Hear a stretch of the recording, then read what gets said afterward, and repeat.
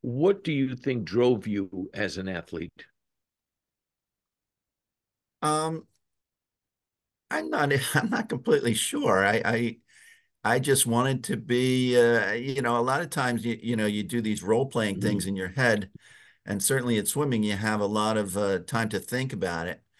And I just thought about being in big situations and from the start. I always wanted to be in a big situation, and luckily, Fordham let me do that. They've place was packed to the gills. You couldn't fit another body in the Lombardi pool at center. When we upset Columbia that year in the swim meet, the place was rocking.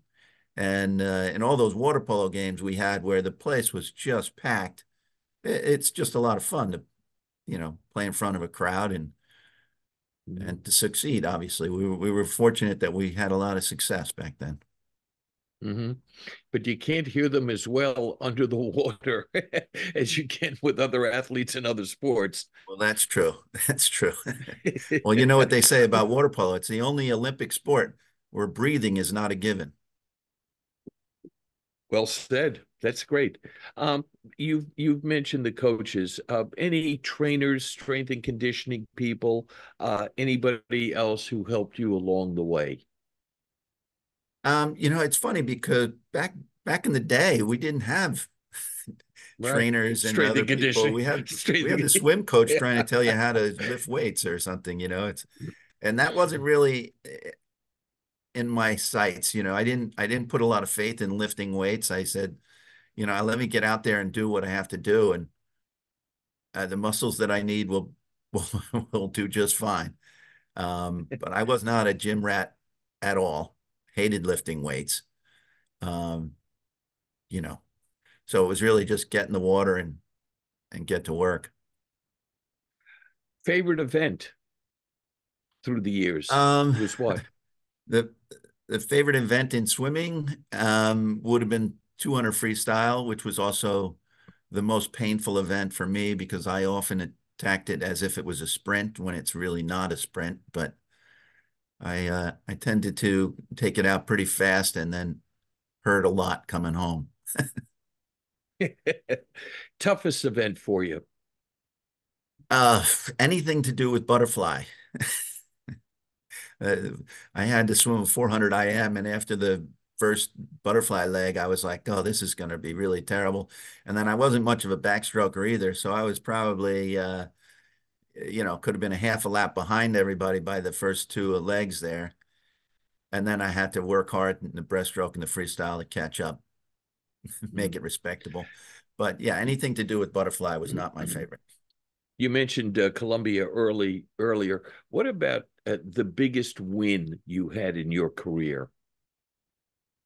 Well, we beat in college. It would have been we knocked off the number one team in the East, Bucknell, up at Army, as a matter of fact, for the Metropolitan Championships.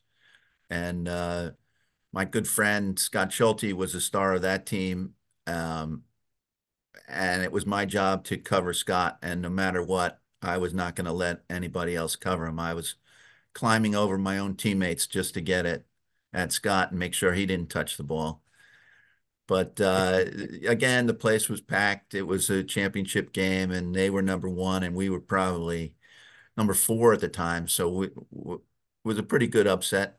And we went on to play together at the New York Athletic Club after Fordham, and became very good friends still today. So, Mm.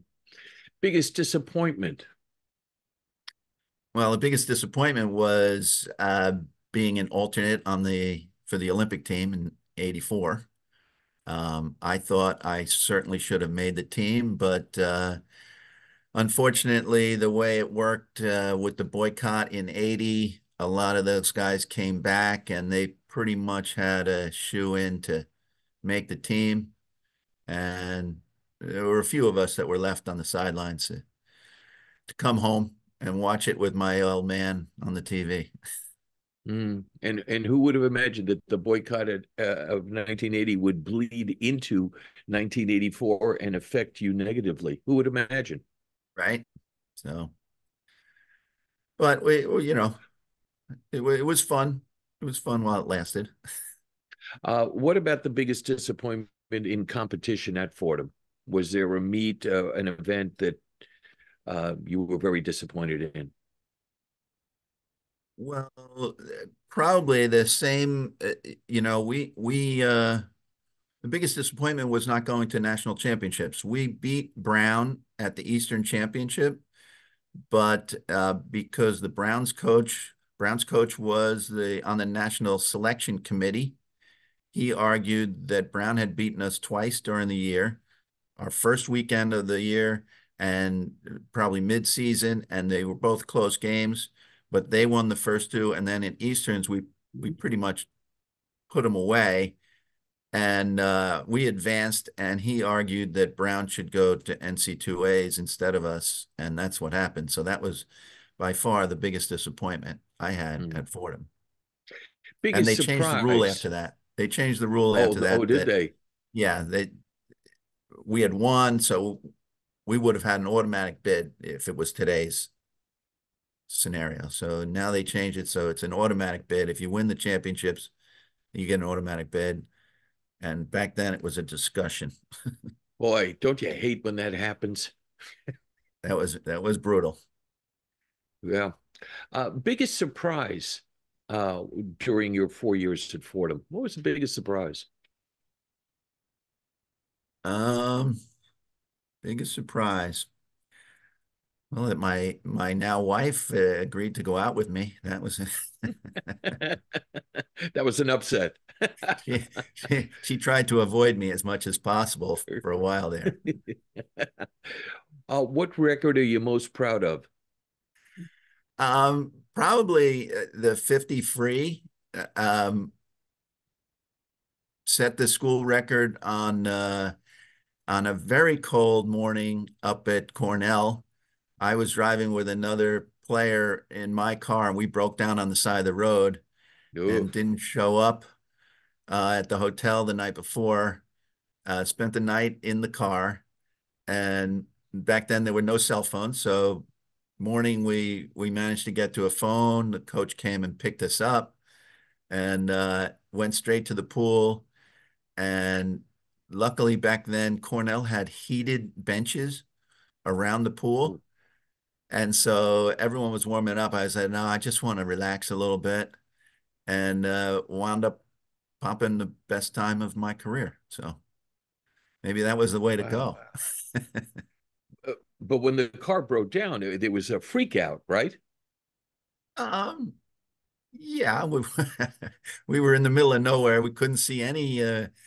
We were getting close, but back then there was, like I said, no cell phones, no Right? Garmin, no nothing. We had probably a paper map somewhere. We knew we were getting close, but it was basically farm country, and we were just stuck. And we figured somebody would come by. Nobody came by, so when the light came out, we started walking, and we found a garage that had a phone. Mm. Got through. When you look back, what, Chris, is your most cherished memory from the field of play? Cherished memory. I mean, there were so many good times with the guys. Just celebrating a lot of the wins, ringing the bell. Uh, that was really, it's just too many to name one. We had a lot of good times. So So take us through the transition from graduating as a student to becoming a coach at Fordham. yeah, that was pretty difficult because I was very close to the younger guys on the team. Obviously, being a captain the last couple of years, and then coming back and helping coach, and just it's a totally different role. I can't be your best friend anymore. I gotta lay down the law, and not that I was overbearing, that's for sure, but it was just a different role. It was tough to get used to that some of these guys and still very good friends with them, but now I was the boss and they had to go along with me. Hmm.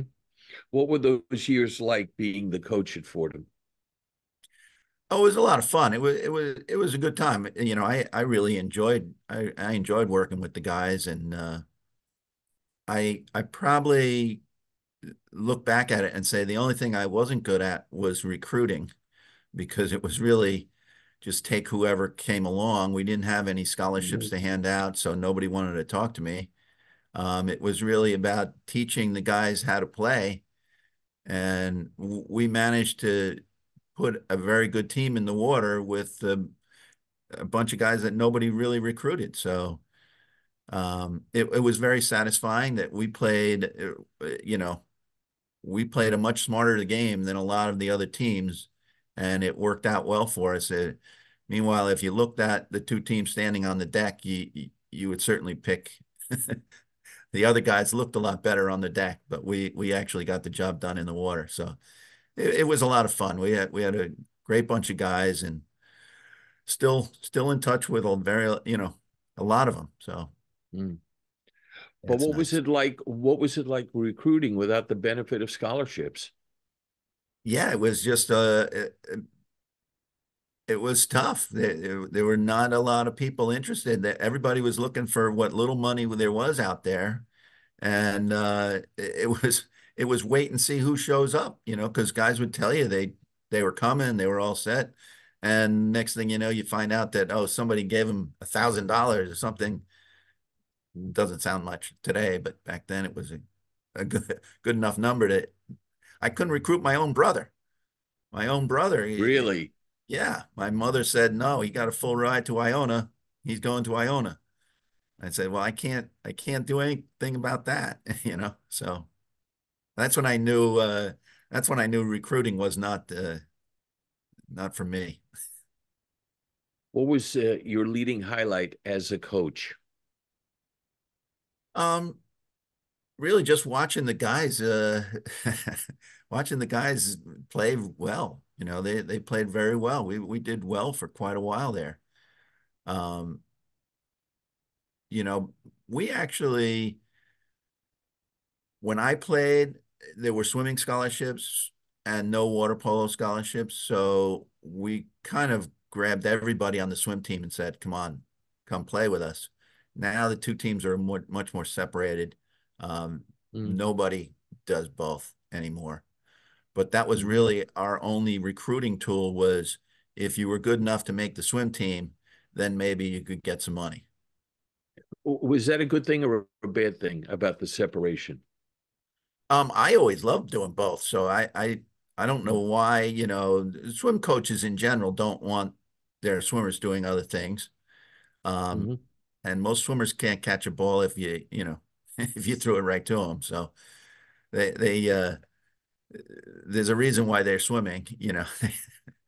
But every once in a while you find a swimmer that wants to do something else and likes to play games and doesn't mind getting a little physical. A Mm. lot of times the swimmers are Uh, like, you stay in your lane, I'll stay in my lane, and we'll all be happy. Water polo yeah. players are a little more grabby than that. Grabby.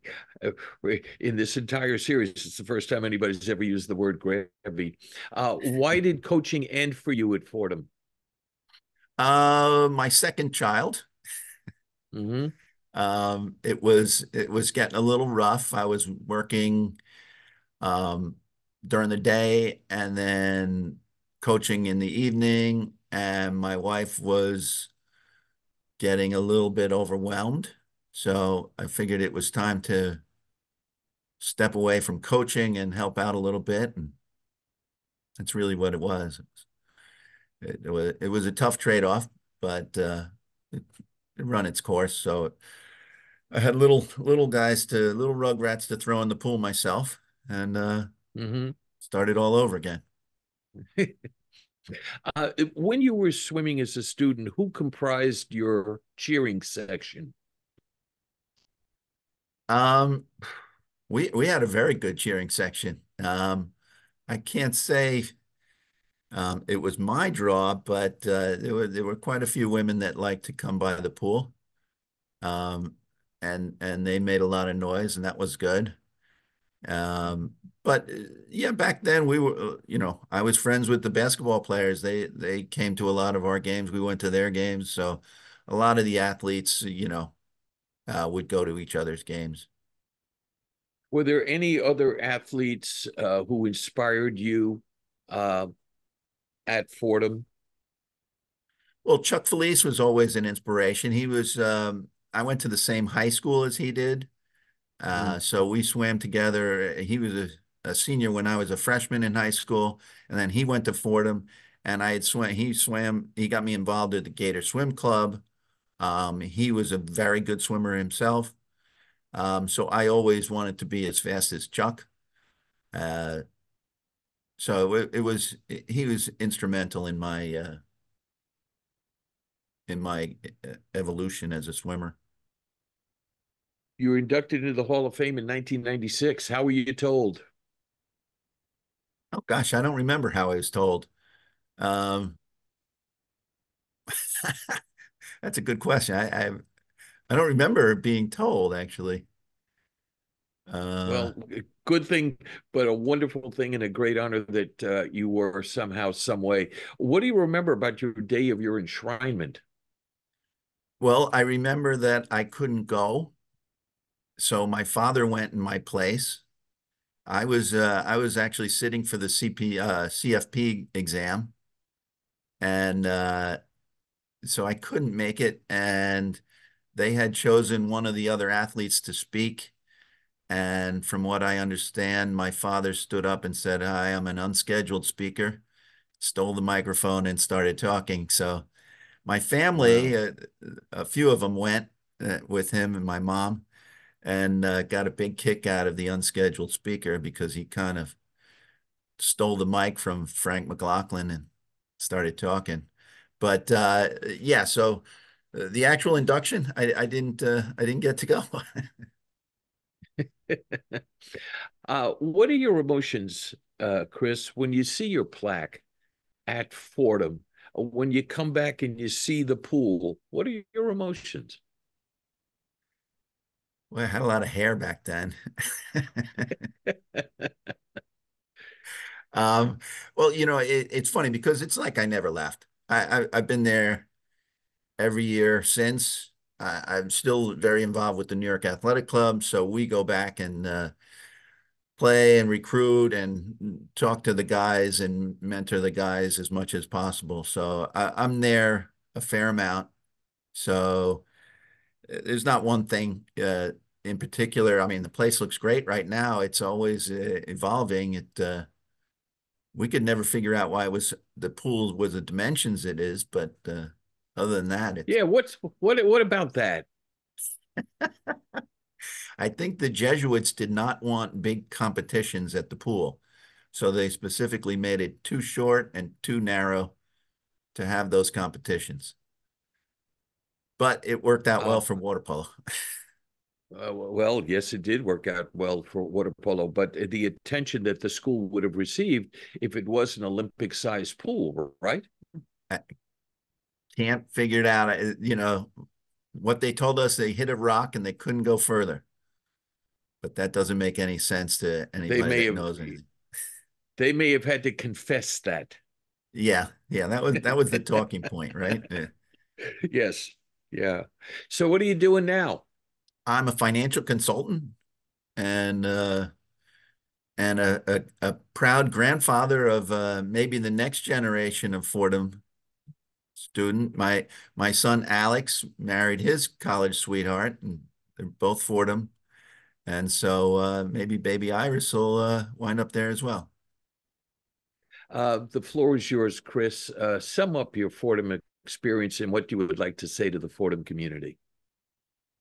Well, I really just appreciate everything that Fordham has done for me over the years. The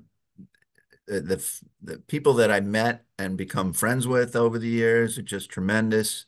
Like I said, lifelong uh, friendships. and it was a good education. It was you get right into it. It is as much as you want it to be. If you want to put your heart and soul into it, you can really do anything you want through Fordham. And and what a joy it must be to be part of the Judge family dynasty. Yes, well, we actually have a lot of fun because, like I said, I couldn't even recruit my own brothers, but Iona made the decision that they were going to start giving my brothers scholarships, not water polo scholarships, academic scholarships, and I couldn't do the same at Fordham, and so all the rest of my siblings, I have seven brothers, but six of them, went to Iona and played water polo there. So we have a great competition between Fordham and Iona. We call it the Judge Cup after my dad, but it pits the family against each other, and it's always a good game. And one of the best rivalries in all of water polo, really. Mm-hmm. Fordham is in your blood. Oh yeah, yeah. Like I said, Wonderful to be with. I wear my Fordham water polo hat all the time. It's wonderful being with you, Chris. Thank you so much for being with us. And thank you, Ed. This production has been aided and abetted by Athletic Director Ed Cull, Assistant Athletic Director Kara Field, and the indispensable and incomparable Joe DeBarry, member of the Sports Information Directors Hall of Fame. As the great Hall of Fame broadcaster Ernie Harwell once said, I think I've done all the damage I can do. Please note no animals, especially rams, were harmed in the production of this Zoomcast, nor any special effects used. And when all is said and done, there's nothing left to say or do. Thanks so much, everybody, for putting up with me, and we'll see you next time on Ed Randall's Talking Rams.